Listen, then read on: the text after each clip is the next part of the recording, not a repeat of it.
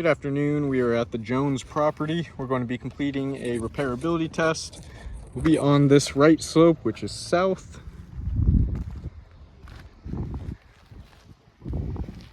We have this damaged shingle that we'll complete the repair test on, and we'll see how it affects all of those surrounding shingles. I have all of those boxed out and numbered. I'll give you an overview of those before we get started, all of which could potentially be damaged during the repairability test. So I'll show you the current condition, and once we're finished, we'll take another look and see those results. For my tools, I'll be using a flat bar, putty knife, roof snake, and a hammer. And we have this 45-degree tool that we'll use to give us a visual for what 45 degrees looks like. Slide it underneath that damaged shingle.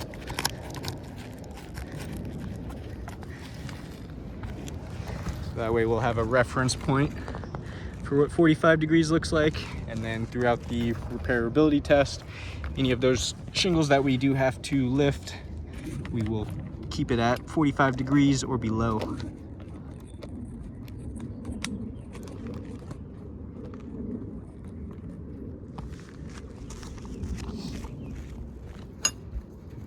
All right, we'll go ahead and get started. We'll start by unsealing all of those shingles. We'll use the putty knife to unseal the top shingle.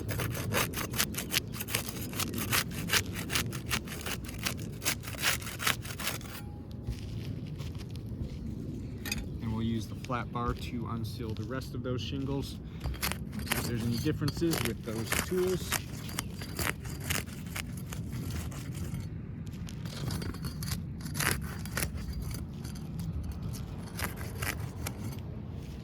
Now we'll start removing those nails. Looks like we had a nail pull through right there when we were lifting this shingle. You can see where that nail pulled right through the shingle, so that will be fracturing that matting there. You have some damages with that.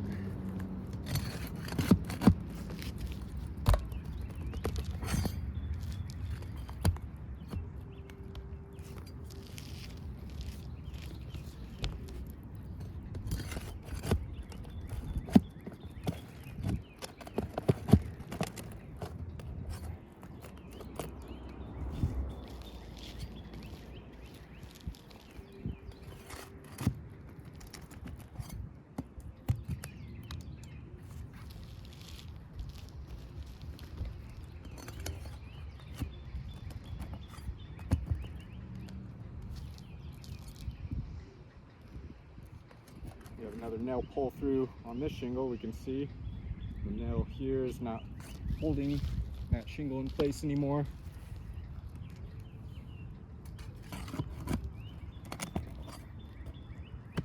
Same thing with that one, nail pull through.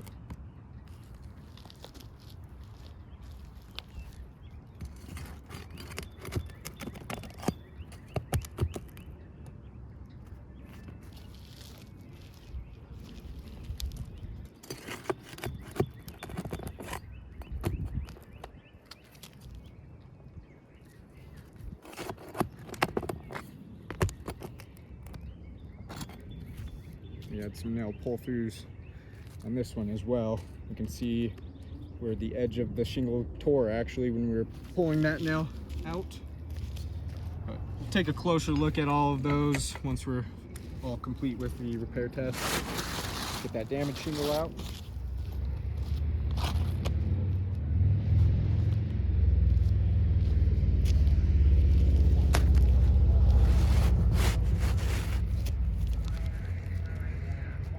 Slide this new shingle in and get it all lined up nicely.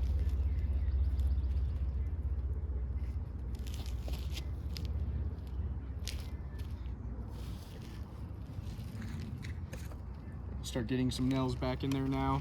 We'll be driving those in with the roof snake.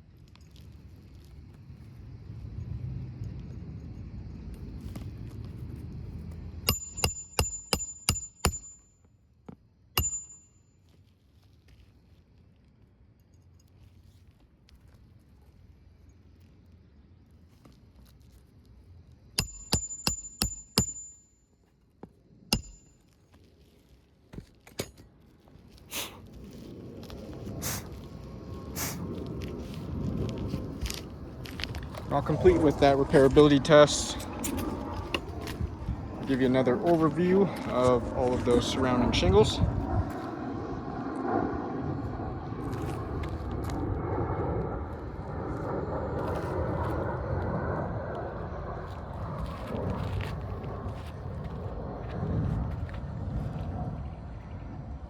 We'll take a closer look at those shingles right above that new shingle.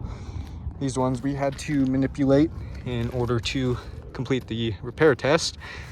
We can see, due to lifting these shingles up here and how brittle they are, we can see the stress fractures that occurred on these tabs. You can see where the matting on the shingles broke. So that'll be damaging the integrity of those shingles. You can feel where they're much weaker in those areas with the stress fractures. It's going to not allow the shingle to do what it's designed to do. These shingles are designed to shed water, and with the matting being the main component for that, those water shedding capabilities are going to be compromised.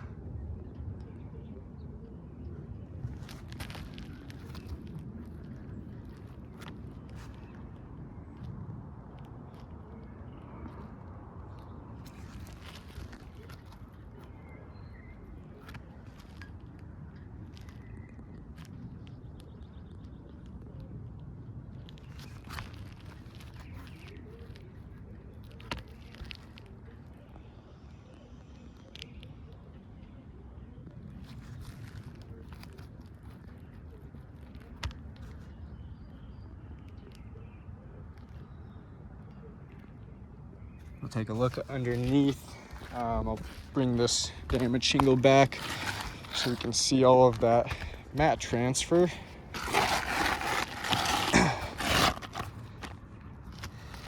So we can see on some mat transfer along this damaged shingle here. You can see all those pieces of matting. They were torn off, stuck to that tar line. And we'll be able to see where damage is on the bottom of these tabs, where the matting was torn off from.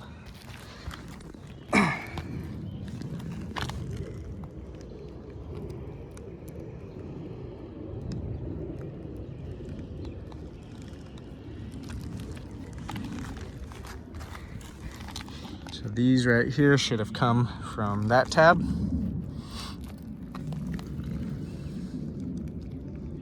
You can see all of that exposed fiberglass due to that mat transfer. We got some right there, some over here.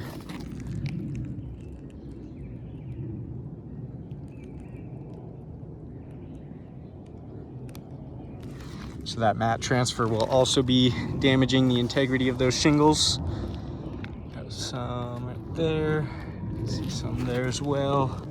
So look underneath this tab. See some more exposed fiberglass right there. And then, along with damaging the integrity of those shingles, that mat transfer is also going to make it more difficult for those shingles to reseal properly once repairs have been made. And then you can see on this shingle here, won't matter too much since this one is a damaged shingle that was pulled, but just to show what we're going to be dealing with on any of these shingles. You can see when we're pulling the nail out of this one where it tore on the edge there. You can see a nail pull through, fractured the matting on that one. Same thing there. And we will be able to see those same damages on the shingles currently up there as well. Got a nail pull through on this one. We can see that the nail on the edge of that shingle is not holding it securely. And this tab is still sealed down, so we'll leave that, but we can see that the nail pulled through there. And then we have a nail pull through right there, fracturing that matting, damaging it. We also have mat transfer all along this one as well. You can see all of that, all those pieces of matting and where they were torn off the bottom of that shingle. All that exposed fiberglass due to that.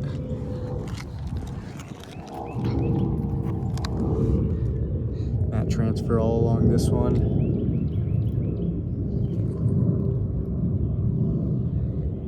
See that nail pull through as well.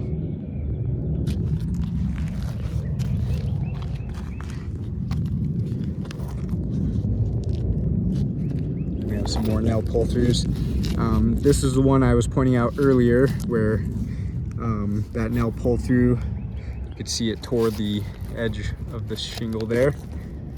So we have a tear in the shingle. Let me get this so we can see it on the video.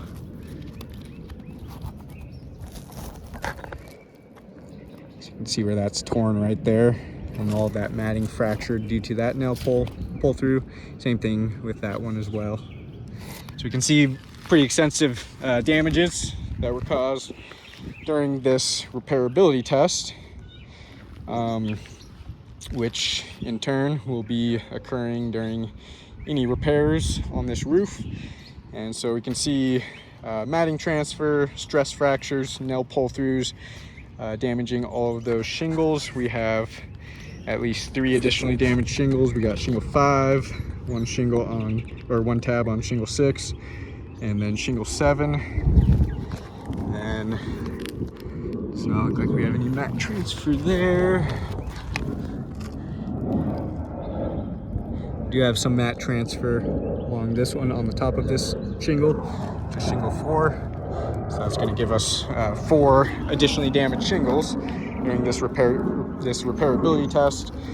So I do not believe repairs are feasible to this roof, as all of those damages are going to be cause for potential water intrusion.